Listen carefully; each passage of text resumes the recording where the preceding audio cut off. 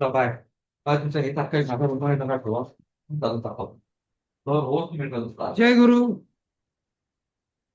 जय गुरु. जय गुरु जय sir. गुरु. हा कोण म्हणताय आज? राजेश म्हणणार का? हो म्हणेन ना.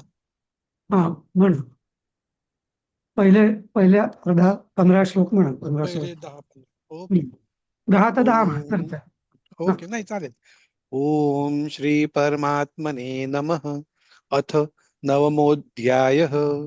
श्री भगवान उवाच इदं तु ते गुह्यतमं प्रवक्ष्याम्यन सूयवे ज्ञानं विज्ञानसंहितं यज्ञात्वा मोक्षसे शुभात् राजविद्या राजगुह्यं पवित्रमिदमुत्तमं प्रत्यक्षावगमं कर्तुमव्ययम् अश्रद्धधानः पुरुषा धर्मस्यास्य परन्तप अप्राप्य मां निवर्तन्ते मृत्युसंसारवर्त्मनि मया तदमिदं सर्वं जगतो व्यक्तमूर्तिना मत्स्थानि सर्वभूतानि न चाहं तेष्वस्थितः न च मत्स्थानि भूतानि पश्य मे योगमैश्वरम् भूतभृन्न च भूतस्थो ममात्मा भूतभावनः यथाकाशस्थितो नित्यं वायुर्सर्वत्र गो महान् तथा सर्वाणि भूतानि मत्स्थानीत्युपधारय सर्वभूतानि कौन्तेय प्रकृतिं यान्ति मामिकां कल्पक्षये पुनस्तानि कल्पादो विसृजाम्यहम् प्रकृतिं स्वामवष्टभ्य विसृजामि पुनः पुनः भूतग्राममिमं कृत्स्नम् अवशं प्रकृते वशात् मया नहीं न च मां तानि कर्माणि निमन्धन्ति धनञ्जय उदासीनवदासीन मसक्तं तेषु कर्मसु मयाध्यक्षेण प्रकृतिः सूयते सचराचरं हेतुनानेन कौन्तेय जगद्वि परिवर्तते अवजानन्ति मां मूढा मानुषीं तनुमाश्रितं परं भावमजानन्तो मम भूतमहेश्वरम् मोघाशा मोघकर्माणो मोघज्ञानाविचेतसः राक्षसीमासुरीं चैव प्रकृतिं मोहिनीं श्रिताः महात्मानस्तु मां पार्थ दैवीं प्रकृतिमाश्रिताः भजन्तनन्यमनसो ज्ञात्वा भूतादिमव्ययम् सततं कीर्तयन्तो मां यततंश दृढव्रताः नमस्यन्तंश मां नित्ययुक्ता उपासते ज्ञानयज्ञेन चाप्यन्ते यजन्तो मामुपासते एकत्वेन पृथक्त्वेन बहुधा विश्वतो मुखम पुढचं म्हणू सर पुढचंही म्हणू का 16व अहं क्रतुरहं करा एक म्हणा. अहं क्रतुरहं यज्ञस् सवदाहमहमोषधं मंत्रोऽहमहमेवाज्यम् अहम् अग्निरहं हुतम्. नुसता आयफोन आहे ते कोण आहेत? एक आयफोन म्हणून दिसतंय.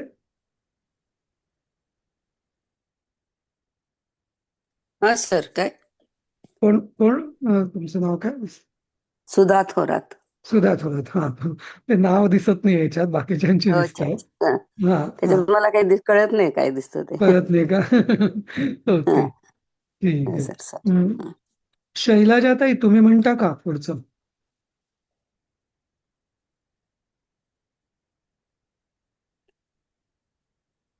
शैलजाताई ठीक आहे. दुसरं कोण म्हणा? हा म्हणताय जमेल ना तुम्हाला? हा म्हणता का? हा म्हणा. पिताहमस्य जगतो माता धाता पितामहः वेदं पवित्रमोंकार रुक्साम यजुरेव च गतिर्भर्ता प्रभुः साक्षी निवासः शरणं सुहृत् प्रभवः प्रलयस्थानं निदानं बीजमव्ययम्. तपाम्यहं वर्षं निगृह्णामि सृजामि च अमृतं चैव मृत्युश्च सदसच्चाहमर्जुन त्रैविद्या मां सोपपापूत पापा यज्ञैरिष्ट्वा स्वर्गतं प्रार्थयन्ते ते पुण्यमासाद्य सुरेन्द्रलोकमश्नन्ति दिव्यान् दिवि देव भोगान् ते त्वं भुक्त्वा स्वर्गलोकं विशन्ति क्षीणे पुण्ये मर्तलोकं विशन्ति एवं त्रयी धर्ममनुप्रपन्ना गतागतं कामकामा लभन्ते अनन्याश्चिन्तयन्तो मां ये जना पर्युपासते तेषा नित्याभियुक्तानां योगक्षेमं वहाम्यहम् तपां येऽप्यन्यदेवता भक्ता यजन्ते श्रद्धयान्विताः तेऽपि मामेव कौन्तेय यजन्त विधिपूर्वकम्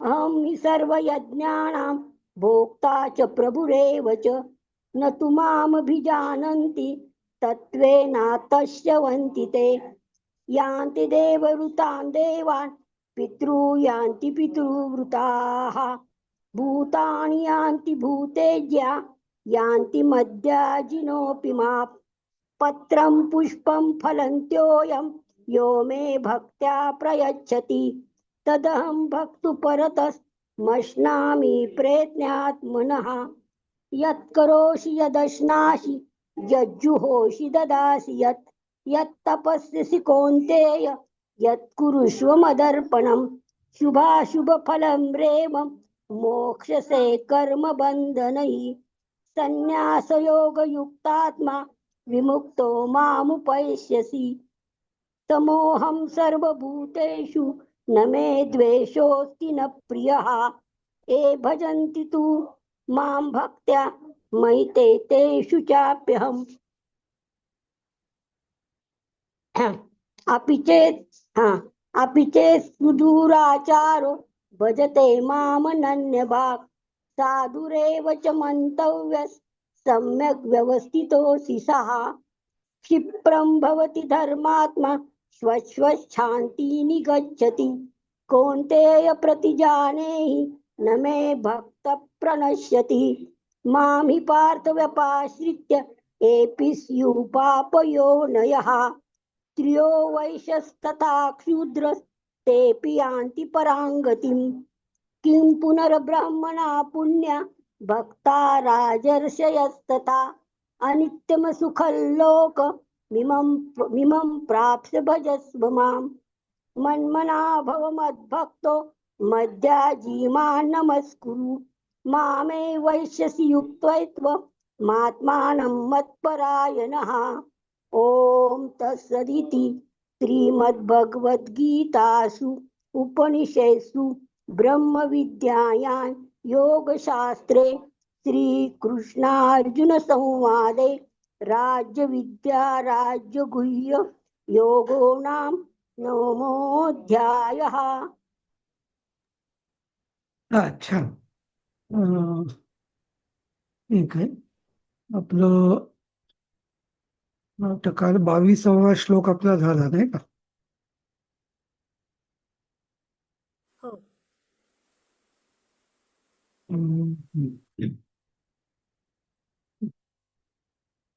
तर आता त्याचं पुढचं हे वाचलं होतं ना मला. गुरुजी एक शंका होती, विचारू का? हा बोला ना. मला म्हणायचं ते परवा जो एक श्लोक झाला की तुमची सकामक कर्म जी फळं असतात ती तुमची असतील ती परलोकात म्हणजे चांगल्या स्वर्गात वगैरे जाऊन तिकडे भोगून तुम्ही परत येता, म्हणजे you are back to square one आणि परत तुमची पाठी कोरी होऊन पूर्ण परत सुरुवात करा. ती सकामक म्हणजे ह्याच्यासाठी झाली. पण ह्याला तुम्हाला मुक्ती मिळण्यासाठी जी आपण साधना वगैरे करतोय म्हणजे तुमचा अद्वैत वगैरे तुम्ही सांगितलं ती, म्हणजे दोन अकाउंट वेगळे असतात का? म्हणजे मुक्तीसाठी तुम्हाला जायचं असेल तर ती गणना होत नाही थोडक्यात सकाम फळाची, सकाम कर्मफळाची. म्हणजे ते जरा कन्फ्युजन होतं की दोघांचं एकत्र सरमिसळ होऊन म्हणजे नाही, कारण कसं की जसं आपण इतिहासाची परीक्षा दिली आणि गणिताची परीक्षा दिली, बरोबर? हम्म, आता आणि फिजिक्सची परीक्षा दिली, तर जसे 3 विषय वेगळे आहेत, नाही का? आणि हम्म, त्याच्याकरता जो आपण अभ्यास केला, म्हणजे त्या त्या विषयात प्रावीण्य मिळवण्यासाठी मी जे जे कर्म केलं, म्हणजे अभ्यास केला, तर ज्याचं त्या त्या कर्माचं फळ मला त्या त्या पेपरमध्येच मिळेल ना.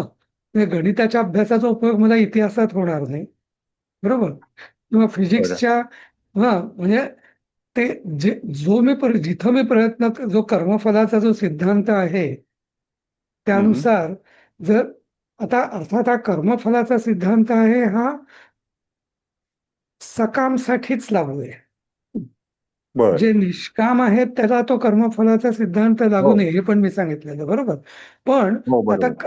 हा, तर आता जिथं कर्मफलासाठी आपण काही केलेलं आहे, तर हम्म, त्याचं फळ हे त्या त्या त्या कर्माला अनुसरून असणार. जसं की मी हम्म, इतिहासाचा अभ्यास केला तर मला इतिहासात चांगले मार्क मिळणार, गणिताचा केला हम्म, गणितात मिळणार, नाही का? पण मला जर बर. इंग्लिश लिटरेचरचं मला हे करायचं आहे, उदाहरणार्थ म्हणजे, तर मला या 2 विषयांचा अभ्यास करून काही फार उपयोग नाहीये ना, त्यात फार म्हणजे नाहीच आहे ना, तर बरोबर. नाही का? अच्छा. असं. ओके. हम्म. आता निष्काम कर्मयोगाचं काय, की म्हणजे तिथं जो सगळा भर आहे, मग मग आपण असं म्हणजे एक शंका मग येऊ शकते आपल्या मनात, की मग निष्काम कर्मयोग म्हणजे नक्की काय म्हणजे करायचं, बरोबर. कारण तिथं उद्दिष्टच नाही का काही. हम्म. बरोबर. नाही का? मग काय म्हणजे, हो. दिशाही नाही का आपलं असं म्हणजे ऍट रॅन्डम म्हणजे असं, हा? फळाचा त्याग करायचा किंवा कृष्णाला समर्पण करून गप्प बसायचं. तो एक अं, त्याच्या नाही, म्हणजे फळाचा त्याग करणं हे निष्काम कर्म होत नाही, असं होत म्हटलं तर. नाही. कामनाच ओके. नाही. हा, म्हणजे फळाचा तर त्याग करणंच आहे, पण फळाच्या आशेचाही त्याग करणे आणि बरोबर. कामनेचाही त्याग करणे म्हणजे निष्काम कर्म. म्हणजे एखाद्या मी अच्छा. म्हणजे, हा, कारण नाहीतर मग चिकटले आसक्ती माझी राहिलीच, नाही का? भलेही मी म्हटलं हो. की एखाद्या मी रेसमध्ये भाग घेतो आणि रेसमध्ये पहिला नंबर यावा म्हणून प्रयत्न केला, पण ती माझी आसक्ती होतीच. मग भलेही मी ते मला जे मेडल मिळालेलं ते मी कोणाला तरी हम्म, दान केलं, म्हणजे छान. फळाचा त्याग केला, पण तरी हम्म, हम्म. तो फळ मिळेस्तोवर मग मी अच्छा. आसक्तच होतो ना, नाही का? हो हो बरोबर. तर हा, त्याचं बंधन आहे. हा, पण अच्छा. म्हणजे निष्काम कर्म म्हणजे सुरुवातीपासूनच मला कामना नको, त्यालाच निष्काम ओके. म्हणतात. पण ती जर जमत ओके. नसेल तर मग कृष्ण म्हणतात, निदान तुम्ही सुरुवात अशी करा की फळ मिळाल्यावर तरी त्याचा त्याग करा, असं. म्हणजे ओके. म्हणजे ती हा, पहिली हा, फलत्याग नंतर तुम्ही हो, काम करा. ओके. हा. थँक्यू. पण मग आता पुढचा मग प्रश्न म्हणजे तुमच्या प्रश्नाच्या अनुषंगाने असा आहे, तर मग निष्काम म्हणजे नक्की काय करायचं? काय तर करायचं? बरोबर. हम्म, तर याचं मी एक उदाहरण देईन की एखादा अगदी समजा राजाचा अगदी एकनिष्ठ सेवक आहे. तो हम्म. एकनिष्ठ सेवक म्हणजे पूर्ण वाहिलेला आहे. उदाहरणार्थ हा. त्याला बाकी स्वतःच काही नाही माहिती त्याला. राजाने पळ म्हटलं पळायचं, राजाने म्हटलं हे कर कर, ये म्हटलं यायचं, जा म्हटलं जायचं, विचार करायचा नाही. हम्म. हम्म. म्हणजे इथे पूर्ण शरणागती आणि पूर्ण समर्पण. हा, ओके. अशा अवस्थेमध्ये तो त्याने काही केलं, राजाने म्हटलं याला खून कर, जसं उदाहरणार्थ म्हणजे हम्म. प्रत्यक्ष साक्षात उदाहरण आहे जमदग्नी आणि परशुरामाचं, हो बरोबर. की त्याने आईला आहे. जमदग्नी सांगितलं आईचा वध कर, तर त्यांनी बरोबर. विचार केला नाही, त्यांनी सरळ खाटकन नाही का, बरोबर. त्या आईचाही वध केला, त्याच्या हम्म. भावांचाही वध केला. म्हणजे हम्म. म्हणजे पिता हा गुरुच आहे आणि गुरु म्हणजेच परमेश्वर, तर त्यांनी त्याचा विचार नाही केला. मग अर्थात त्यांनी मग परत वर मागून त्यांना जिवंत करवलं, तो भाग वेगळा. पण हम्म. तेव्हा त्यांनी क्षणाचाही विचार नाही केला. आणि त्या बरोबर. जमदग्नींनी पण त्या बाकीच्या 4 भावांना त्याला उडवायला का सांगितला परशुरामाला, कारण त्यांनी पित्याच्या आज्ञेचं पालन नाही केलं म्हणून, त्या बाकी इतर भावांनी, नाही का? हम्म. तर बरोबर. पण आणि आता आपण म्हणू मग परशुरामाला त्याचं पाप लागलं का? निश्चितच नाही. जे काय त्या कर्माचं जे काय फळ आहे तो प्रॉब्लेम ते जमदग्नींचा होता, नाही का? बरोबर. हो. तर तसंच आपण जर परमेश्वराला पूर्ण समर्पित असलो तर मग आपल्या हातून जे काय कर्म होईल त्या कर्माच्या फळ आपल्याला चिकटणारच नाही. ओके. कारण तो तो आपण परमेश्वराची इच्छा म्हणून केलेलं आहे ते कर्म. एक त्या बरोबर भावाने आहे. केलं. त्या भावनेने केलं. बरोबर. हा ओके. म्हणजे त्यामुळे ती समर्पित भाव. आणि मग हो. आपण काय करायचं तर जसं तो जो निष्ठावान सेवक आहे राजाचा, म्हणजे मी अगदी सोपं करून सांगायचा प्रयत्न करतोय. हा की तो बाकी काही विचार करत असतो का? डोकं लावत असतो का तो? अजिबात नाही. तो फक्त वाट पाहत बरोबर. असतो की मला इतर वेळेस तो फक्त राजाचं भलं कसं होईल, नाही का? राजाला सुख हो. कसं मिळेल तर एवढाच फक्त त्याच्या मनात विचार असतो, बाकी काही विचार नसतो. बरोबर. बरोबर. तर ते म्हणजे हो, हो. तो जो भाव आहे, म्हणजे कधी-कधी आपण म्हणतो ना, की असं जे समर्पित भाव आहे, हा तरकट्या माणसाला किंवा जास्त डोकं चालवणाऱ्याला साधणार नाही. जो जास्त डोकं चालवत नाही आणि तरकट्या नाही त्यालाच तो भाव साधू शकतो, नाही का? बरोबर. त्या दृष्टीने. त्याला मोह असं पण म्हटलंय ना. हां? हां. मोह कारण जो किंवा जो जो तर्क लावेल तो विचार करेल, "अरे मग मी असं करू का? मग म्हणजे तो स्वतःचं डोकं लावेल. तो बरोबर. राजाने एखादी आज्ञा दिली, जसं जमदग्नीने आज्ञा दिली, तर इतर भावांनी तो विचार केला, "पण मग मातेला करणं बरोबर आहे का?" वगैरे, वगैरे. नाही का? म्हणजे तो ते विचार करत राहिले. बरोबर. असं. हां. ओके. थँक्यू. म्हणजे हो. पन्नादाई आणि बाजीप्रभू देशपांडे वगैरे यांची निष्काम सेवेची ही अगदी, उदाहरणं दिली अगदी, ना, अगदी, निष्काम अगदी. कर्मयोगाची. हो, हो. हा. अगदी. म्हणजे त्यांनी ते स्वामी भक्ती जी आहे ती पूर्ण समर्पित जो भाव होता, म्हणजे ते त्यांनी हा विचार नाही केला, की आता मी काय करू आणि म्हणजे पूर्ण स्वामीनिष्ठा. बरोबर. पन्नालाईचा आपण कोविडमध्ये पाठ होता त्यानुसार किंवा बाजीप्रभू देशपांड्यांचं वगैरे. बरोबर. किंवा इव्हन जे शिवाजी महाराजांचे जे कोण अ, हिरोजी फर्जंद आणि मदारी मेहतर वगैरे म्हणजे त्यांनी त्याच्याकरता सगळं सोडून दिलं नाही का? असं. हं, ठीक आहे. हं, हं. हं. ते तर श्रद्धावान लभते ज्ञानन हे तेवढ्यासाठीच म्हटलंय का हो, म्हणजे हो, 4थ्या अध्यायामध्ये वगैरे हो, की हो, हो. म्हणजे जो अगदी. तर्क तर्क-कुतर्क करत राहिलो त्याची हां, श्रद्धाच नाही. हा. श्रद्धा नाही हा. त्याची. म्हणजे ज्याची पूर्ण आता श्रद्धा या शब्दाचा अ, हे दिलेलं आहे. श्रद्धाचा म्हणजे आपल्या धर्मशास्त्रांमध्ये श्रद्धा या शब्दाची व्याख्या दिली आहे. श्रद्धा म्हणजे काय? कोणावरही श्रद्धा म्हणजे श्रद्धा नाही. तर गुरु, शास्त्र आणि हम्म. परमेश्वर या तिघांवर पूर्ण श्रद्धा म्हणजे विश्वास असणं त्याला म्हटलं जातं श्रद्धा. हं. 3 गोष्टी गुरु, शास्त्र आणि परमेश्वर. हं. त्यामुळे यांच्यावर पूर्णच श्रद्धा पाहिजे. त्यात म्हणजे गुरुनी काही सांगितलं तर विचार म्हणजे परिप्रश्नेन सेवया म्हणजे आपण शंका निरसन करू शकतो. पण ते शंका निरसन या उद्देशाने हरकत नाही. पण त्याचा उद्देश कुतर्क करणे किंवा काहीतरी ऑप्शन शोधणे असा नसावा असं. नाही का? असं. म्हणजे समर्पित भावनेशिवाय हे श्रद्धा बसणारच नाही. होय. कारण हम्म. म्हणजे तिथे आता वेदामध्ये असं म्हटलेलं आहे. तर आता उदाहरणार्थ शास्त्र म्हणजे वेद समजा किंवा आता गीता हे आपण शास्त्र समजतो. आता गीतात असं म्हटलेलं आहे तर याच्यात आपण जी चर्चा करतोय ती परिप्रश्नेनं सेवया आहे. बरोबर? म्हणजे हा. समजून घेतोय आपण शंका. पण अरे मग हे चुकीचंच आहे किंवा मला हे पटत नाही किंवा हे असं नाहीच आहे, हे असंच असेल. हे झाला अविश्वास झाला. नाही का? मग ती श्रद्धा होईल का? नाही. हां, हे नाहीच. मग आपण काय म्हणू शकतो जास्तीत जास्त ठीक आहे याचा मला नीट अर्थ कळत नाहीये बाबा. काय म्हणायचंय भगवान श्रीकृष्णांनी. नाही का? इथपर्यंत ठीक आहे आणि ते जाणण्यासाठी मी प्रश्न विचारणं हे योग्य आहे. नाही का? कारण मला अजून त्याचं जाणून घ्यायचंय. म्हणजे जिज्ञासू आपण जे म्हणतो, जिज्ञासू भक्त त्या अर्थाने. नाही का? असं. म्हणून ते 4थ्या अध्यायात विचारले ना अर्जुनानी, कथमेतद् विजानीयाम त्वमादौ प्रोक्तवानिति. हो. विवस्वानाला तू कर्मयोग सांगितला हे कसं शक्य आहे? हो ना. बरोबर. तरी त्या अर्जुनाने तेव्हा विचारलं, पण नंतर नंतर तो तसे प्रश्न विचारायचं त्यांनी बंद केलं. असं. हं. आणि मग ते मनातलं जाणूनच कृष्ण स्वतःच उत्तर देऊ देऊ लागले ना. द्यायला लागला. हो, बरोबर. हम्म. हं.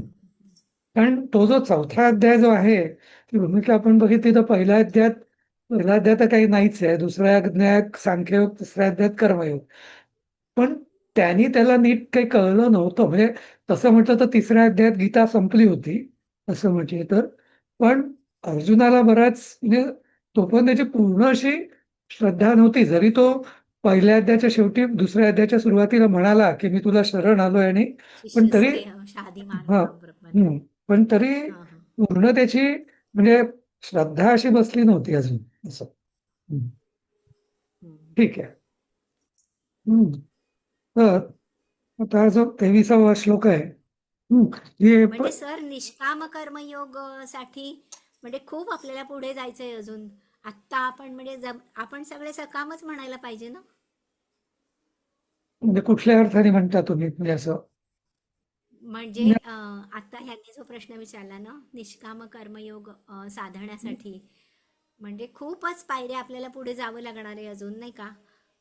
म्हणजे एक तर परमेश्वरावर समर्पित म्हणजे पूर्णपणे त्याला वाहून घेतलेलं असलं पाहिजे, पूर्ण श्रद्धा पाहिजे.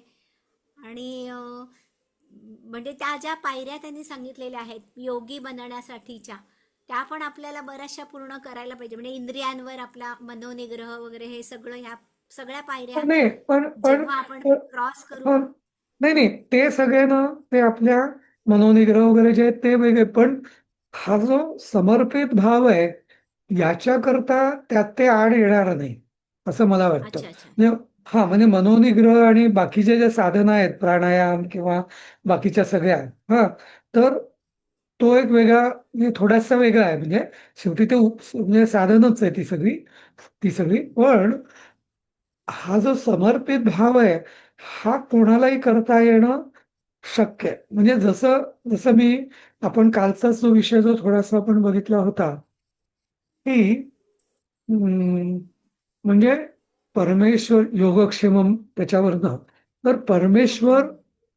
परमेश्वर माझी काळजी घेईल, मला अन्नवस्त्र कमी पडू देणार नाही, असं ज्या क्षणी आपण म्हणतो त्या क्षणी आपण परमेश्वराला परत संकुचित करून टाकतो, बरोबर. नाही का? थोडेच म्हणजे वस्तू देण्यापुरतं. अन्न हा. वस्त्र निवारा देण्यापुरता आपण त्याला संकुचित करून टाकलंय.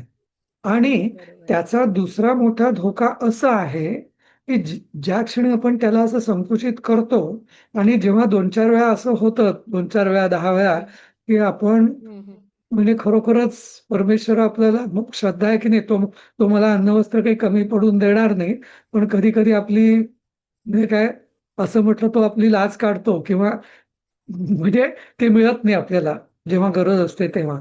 मग 5व्या वेळी आपल्या मनात किंतु येणारच की मग अरे माझा एवढा विश्वास आहे परमेश्वरावरती, पण हा तर काही मला संकटात मदत करत नाहीये, मग तो आहे की नाही, नाही का?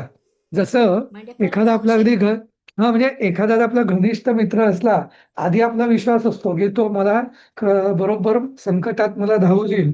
पण जर 3 वेळा जर असं झालं सतत की मी संकटात आलो आणि त्याने मला काही मदतच केली नाही, तर आपल्याला लगेच वाटतं ना की हा काही आपणच्या मनातनं आपण त्याला लगेच डिस्कार्ड करून टाकू की हा काही माझा आता विश्वासू मित्र राहिलेला नाहीये, नाही का? कारण तिथे तो क्रायटेरिया आपण विश्वासू मित्राचा काय ठेवलेला आहे की जो संकटात धावून येतो तो माझा मित्र, खरा मित्र, नाही का?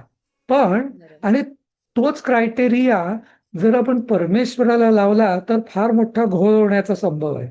कारण तो परमेश्वर तर ते म्हणतोच आहे, जसं काल म्हटलं तसं की तो तुमचा मी योगक्षेमम हा आध्यात्मिक किंवा पारमार्थिक दृष्टीने बघणार आहे, न की लौकिक किंवा भौतिक संकटांच्या दृष्टीने, नाही का? आणि तिथं जर मग तो आला नाही तर आपली श्रद्धा मग डळमळीत व्हायला पण सुरुवात होऊ शकते, नाही का? बरोबर. म्हणजे अशी तुमच्या पाहण्यात अशी उदाहरणं असतील सुद्धा कदाचित की म्हणजे असं मी बघितलेलं आहे की म्हणजे कसं किंवा नाही त्यांना आता माझ्या डोक्यात तेच उदाहरण आलं म्हणून मी सांगतो. म्हणजे कोणाच्या बाबतीत तसा योगायोग असेल तर गोष्ट वेगळी. पण त्यांना 3 मुली झाल्या. मग चौथ्या मुलीच्या वेळेस त्यांना फार म्हणजे म्हणजे मग आता त्याचं आणि मग चौथी मुलगी झाल्यावर त्यांचा विश्वास उडून गेला, परमेश्वर नाहीच आहे. वास्तविक म्हणजे परमेश्वर असणं किंवा नसणं हे तुम्हाला मुलगा किंवा मुलगी होणं याच्यावर अवलंबून आहे का? नाही. नाही का? त्याचं तो वेगळा विषय आहे, तो तुमच्या कर्माचा आणि प्रारब्धाचा विषय आहे ना, नाही का? हम्म. नाही का? हम्म. पण म्हणजे असं कधी कधी आपलं होऊ शकतं, असं मी एक उदाहरण देतो म्हणजे या दृष्टीने, नाही का? हम्म. ते पण तेच जर परमेश्वराच्या अस्तित्व आणि त्याचं योगक्षेम करण्याची क्षमता याचा आपण आपल्या भौतिक क्रियांशी किंवा भौतिक गरजांमध्ये घटनांशी हा. घटनांशी जर संबंध लावला नाही तर मग मग ठीक आहे ना, म्हणजे तसंच अपेक्षा आहेत तशी. नाही का? बरोबर. हं. सर, मग आपले हे जे संत सगळे होऊन गेले म्हणजे त्या कानोपात्रा म्हणजे तिचं पूर्ण समर्पण वृत्ती, म्हणजे विठ्ठलाशिवाय दुसरं काहीच तिला दिसत नव्हतं आणि विठ्ठलातच तिचं समर्पण झालं 15व्या-16व्या वर्षी. म्हणजे हो ही समर्पण वृत्ती म्हणायला पाहिजे किंवा ही भक्ती म्हणायला पाहिजे ना. हो ना, म्हणजे हो म्हणजे तिने पूर्ण समर्पित केलं होतं. म्हणजे सगळ्या संतांचा तो प्रश्नच नाही, म्हणजे आपण काय सांगणार, हा. बोलणार त्यांच्याविषयी. पण अक्षरशः हम्म. संत आणि असंत याच्यातला तोच हम्म. तोच मूलभूत फरक आहे ना, फरक आहे. नाही का? बरोबर, बरोबर. म्हणजे त्यांनीच ते संत होतात आणि बाकीचे तसे राहतात, नाही का? हो. होय. हो. छान म्हणजे सांगितलं सर, छान कळलं. हम्म, हम्म. हा, आणखी एक म्हणजे निष्काम कर्म जे केलेलं आहे ते हम्म. तसंच आता समजा हा म्हणजे हा, तर जस्ट फॉर तुमचं एक्झाम्पल हा हा हा तर तो जो प्रश्न आहे, 20% अगदी निष्काम कर्म अगदी केलं. हा म्हणजे अगदी बरोबर, तो विषय मी पूर्ण करायचा विसरलो. हं. तर Yes. समजा उदाहरणार्थ मी फिजिक्सचा अभ्यास केला, म्हणजे तेच उदाहरण मी पुढे कंटिन्यू करतो. Physics, Okay. इतिहास आणि म्हणजे ऍक्च्युअली मी असं उदाहरण देईन हा की एक माझंच मी उदाहरण देतो. समजा मी केलं इंजिनिअरिंग, त्यामुळे नॅचरली मी 12वी मध्ये वगैरे हं. इंजिनिअरिंगचा अभ्यास केला. हा आणि त्यामुळे इंजिनिअरिंग बरोबर. केलं, पुढे गेलो, नोकरी केली वगैरे समजा. म्हणजे माझ्या भौतिक गरजांसाठी तो अभ्यास वाटला मला करावासा आणि तो मी केला, त्याचं फळ हं. मिळालं किंवा काय जे आहे ते. हं. पण मी बरोबर. जे समजा आता संस्कृतचा अभ्यास केला, हा तर तो हं, वाया हं. गेला का? नाही. नाही. नाही, नाही का? तर तेच ते जे तेच. हां, तर जे आपल्याकडून जे निष्काम कर्म झालं असेल, ते पण वाया जाणारच नाहीये. पण ते पुढे कॅरी फॉरवर्ड, हम्म. पण ते एका विशिष्ट ओके. थ्रेशोल्ड पर्यंत पुढे जातो. आलेलं पण नाहीये. त्यामुळे हं. त्यामुळे ते पुढे कंटिन्यू होईल. म्हणजे जे यांनी म्हटलेलं म्हणजे जसं ते आपण म्हणतो शुची नाम श्रीमताम गेहे किंवा नाही का त्याच्या हो. श्लोकामध्ये तर तसंच आहे ना, की ते परत येतात आणि त्यांचं पुढचं म्हणजे कंटिन्यूस त्यांचा अकाउंट सुरू होतो पुढचा. म्हणजे म्हणजे तो काही वाया जात नाही. मध्ये विश्रांती घेतो. मध्ये हां, विश्रांती घ्यायची थोडी. हां. कारण त्यांचं तेव्हा जसं म्हणजे मला वाटत होतं, म्हणजे माझंच मी उदाहरण घेतो, की नाही बा मला हां. सध्या संसार सुख घ्यायचंय आणि त्याकरता मी शिकलो, लग्न केलं, म्हणजे हे केलं. पण हं. आता तो वेळ झाला माझा मार्ग.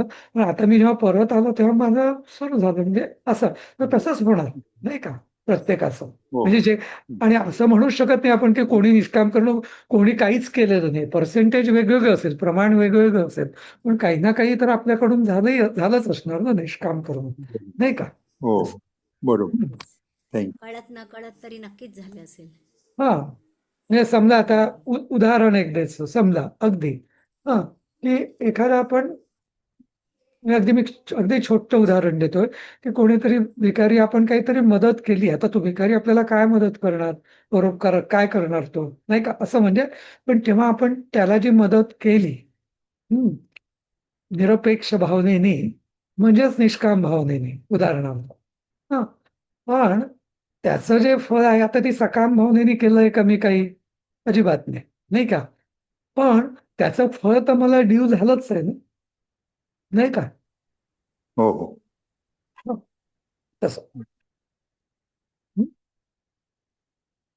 ठीक आहे. पुढचा श्लोक बघूया.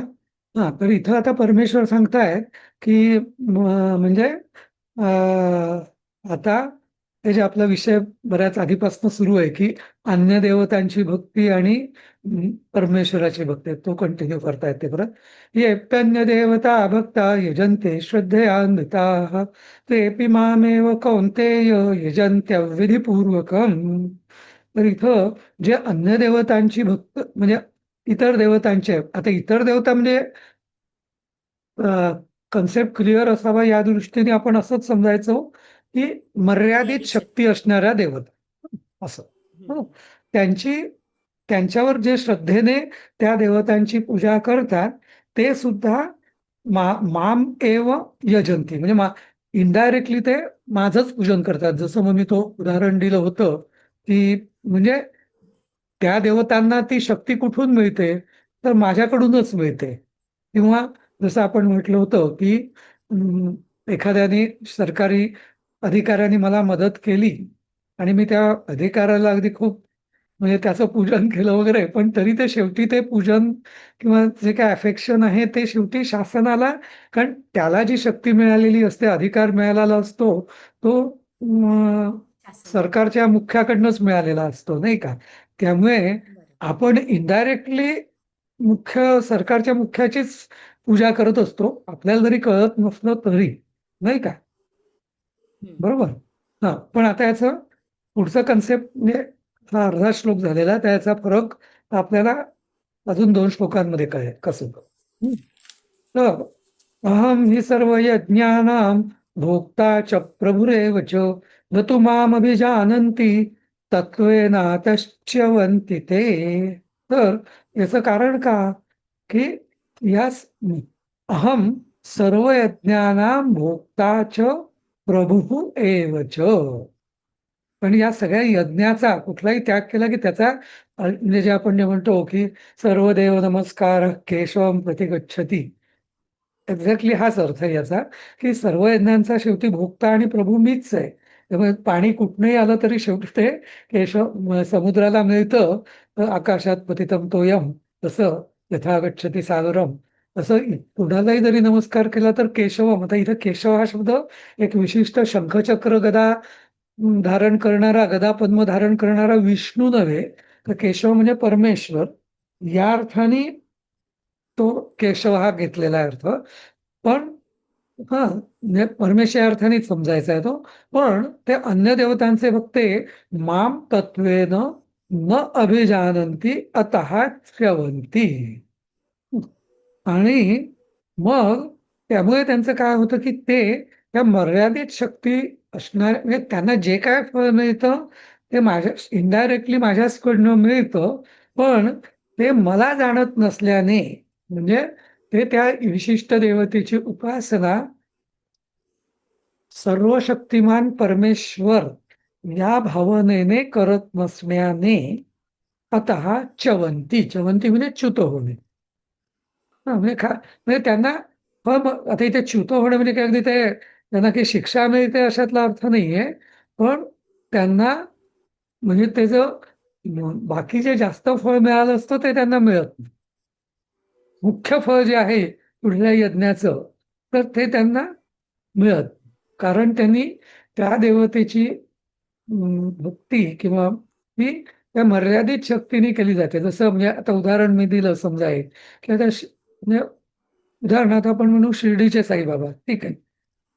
इथे जाऊन मी फक्त, किंवा तिरुपती समजा, तर मी तिथे जाऊन त्यांना फक्त मला काहीतरी नोकरीत बरकत येऊ दे किंवा व्यवसायात काहीतरी बरकत येऊ दे किंवा मला काहीतरी हे होऊ दे ते होऊ दे असं मागितलं, तो एक भाग, मग ते मला तेवढंच मिळेल. तर आता तिरुपती हा तसं म्हटलं तर म्हणजे परमेश्वर या अर्थानेच त्याची जर आपण त्याला फक्त नमस्कार निष्काम भावनेने जर केलं की तू माझं कल्याण कर म्हणजे काय, किंवा ते म्हणजे तोही भार त्याच्यावरच सोडला, फक्त समर्पित भावनेने त्याचं हे केलं, दर्शन घेतलं आणि त्याला फक्त काहीतरी मागितलं, नाही का. तर याच्यात मोठा फरक आहे, नाही का. कारण पहिल्या केसमध्ये आपण मला योग्य काय आहे त्याची जबाबदारी त्याच्यावर देत टाकतोय आणि आता त्यालाच बघणं आहे माझं, असं तो भार सगळा आता त्याच्यावर आलेला आहे. आणि दुसऱ्या याच्यात मीच ठरवलं मला काय पाहिजे, मला काय माझं हित कशात आहे, किंवा मला एक काहीतरी नोकरीत प्रमोशन मिळणं हेच माझं सर्वस्व आहे, तर तो मला तेवढं देऊन मोकळा होईल. बरोबर. पण त्यामुळे जे तिरुपतीच्या दर्शनाचं जे मुख्य फळ आहे त्यापासून मी च्युत होईल, असा याचा अर्थ आहे, नाही का? सर काहीच मागितलं नाही देवाकडे जाऊन तर? तेच निष्काम ना. हा. तेच निष्काम ना. कारण आपण काही मागणं म्हणजे त्याच्यात दोन गोष्टी आहेत. एक म्हणजे मला तुझ्यापेक्षा जास्त कळतं. की मला नक्की काय, मला खरी आवश्यकता काय आहे ते. एक. आणि तू मुकाटपणे जसं आपण नोकराला सांगतो की अरे हे काम कर, हे बादली उचल तिकडे ठेव, तसं आपण देवतेला सांगतो, नाही का? म्हणजे त्या परमेश्वराच्या अचिंत्य सर्वशक्तिमान त्याच्या सामर्थ्याचा आपण अधिक्षेप करतो, उपमर्द करतो, नाही का? अपमान करतो. दोन्ही दोन्ही अर्थाने. एकतर त्याच्यापेक्षा आपण स्वतःला जास्त शहाणे समजायला लागतो, मला काय कळतंय हे त्याला सांगून, नाही का? आणि दुसरं, त्याला आपण काइंड ऑफ, जरी आपण आपला स्वर तो नसला तरी आपण, जसं आपण नोकराला सांगतो अरे बाबा हे कर ना जरा, म्हणजे शेवटी भाव तोच असतो की मी सांगितलं ते तू कर, नाही का?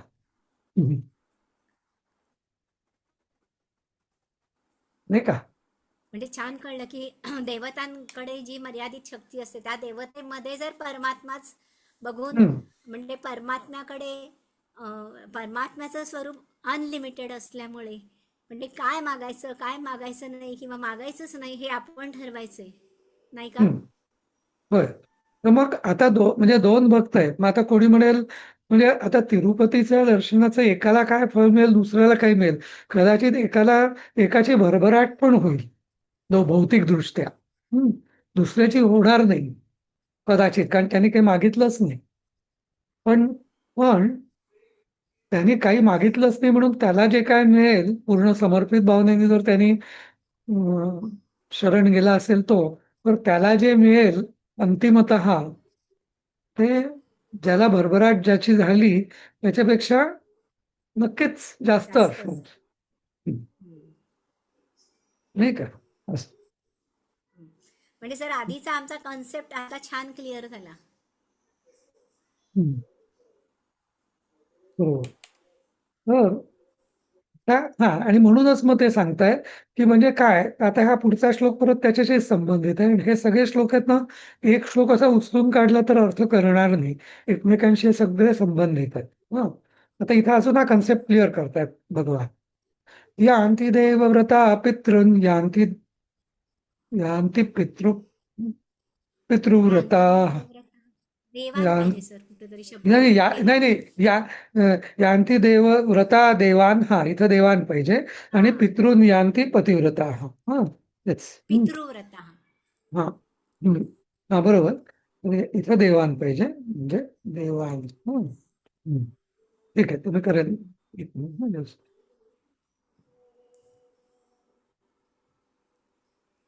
जाऊ दे, हे काहीतरी गडबड झाली, करेन मी ते. हा, तर यान्ति देवव्रता देवान पितॄन् यान्ति पितृव्रता भूतानि यान्ति भूतेज्या यान्ति मद याजिनोपमाः. तर देवव्रत हा म्हणजे काय, की देवव्रत म्हणजे जे देवांस करता प्रित्यर्थ जे व्रत करणारे ते देवव्रत. देवांची जे भक्ती करतात ते देवान यान्ति, ते देवांना प्राप्त होतात. म्हणजे त्यांना त्या त्या देवतेचं जी काय शक्ती असेल त्यानुसार त्यांना फळ प्राप्त होतं. नंतर पितृव्रता हा पितृन यान्ति, म्हणजे जे पितरांचं जे भक्ती करतात किंवा त्यांना ज्या आहुती देतात त्यांना पितरांची कृपा होते. म्हणजे पितृलोकातनं जे काय मिळू शकतं त्यांना ते प्राप्त होतं. तिसरं, भूतानी यान्ति भूते इज्या. हा, म्हणजे